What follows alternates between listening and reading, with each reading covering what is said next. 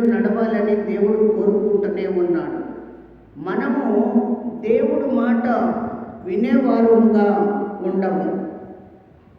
ఆనాడు యేసుప్రభు వారు సముద్రంలో వెళ్ళినప్పుడు ఎంతో పెద్ద గాలి వచ్చింది, తుఫానుగా వచ్చేసింది.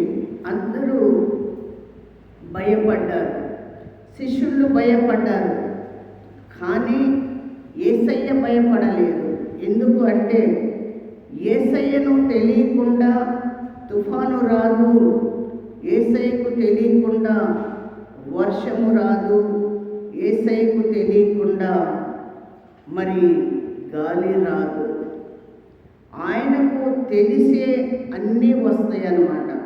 ఆయననే ఆపేశారు, ఆయననే మార్గము వెన్నుకున్నారు సముద్రం వైపు. ఆయన వెళ్ళి ఒక్క జీవిలో ఎన్నో లక్షల సాతానులని పందిలోకి పంపించి సముద్రంలో వైపు మలిపించాడు.